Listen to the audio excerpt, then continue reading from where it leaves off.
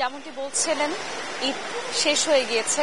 চোখের পলকেই যদি আমরা বলি, আমরা অনেকের সাথে কথা বলেছি, তারা জানিয়েছেন যে তারা খুব স্বস্তিতে ঈদ কাটিয়ে বাড়িতে ফিরেছেন।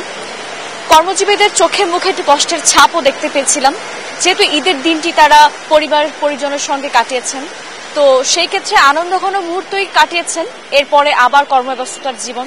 সেক্ষেত্রে একটু চোখে কষ্টের ছাপ ছিল। তবে যতটুকু জানতে পেরেছি তাদের সাথে কথা বলে, ট্রেন জার্নিটা তারা বেছে নিয়েছেন মোটামুটি স্বস্তি হিসেবেই, যেহেতু ভাড়াও কিছুটা কম লাগছে আর বেশ স্বস্তির জার্নি। তবে তারা জানিয়েছেন যে বিগত দিনগুলোর তুলনায় এইবার বেশ অস্বস্তির মধ্য দিয়েই তাদের ট্রেন জার্নিটা শেষ হয়েছে।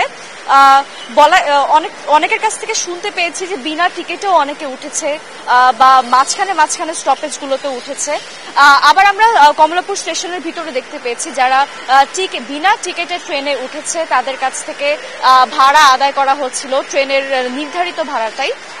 আমরা জানতে পেরেছি যে ঈদের সময়টাতে ঈদ উপলক্ষে 19টা ট্রেন ঢাকা থেকে ছেড়ে গেছে, আর 21টা ট্রেন এখনো পর্যন্ত ঢাকায় এসেছে, যারা ঢাকায়ও বেড়াতে এসছে। আমরা এরই মধ্যে বাস স্টেশনগুলোতেও দেখেছি, সেখানেও বেশ ভিড় দেখতে পেয়েছি, মানুষজন এখনো প্রবেশ করছে। যেহেতু ছুটির দিনটা আজকে থেকে বেসরকারি প্রতিষ্ঠানগুলোর ছুটি শেষ, কিন্তু কালকে থেকে যেহেতু সরকারি ছুটিগুলো শেষ হচ্ছে, কালকে থেকে পুরো দমে অফিস আদালত শুরু হবে, তাই আজকেই সবাই ঢাকায় ফিরে আসছেন। আমরা আরো কথা বলেছি, কিছু ট্রেনের বিলম্ব আশাও দেখেছি যে আসতে বা পৌঁছাতে দেরি করছে। তবে সব মিলিয়ে ট্রেন যাত্রাটা বেশ ভালোই হয়েছে বলে জানিয়েছেন কর্তৃপক্ষ। তো এই ছিল কমলাপুর স্টেশন থেকে আমার কাছে সর্বশেষ।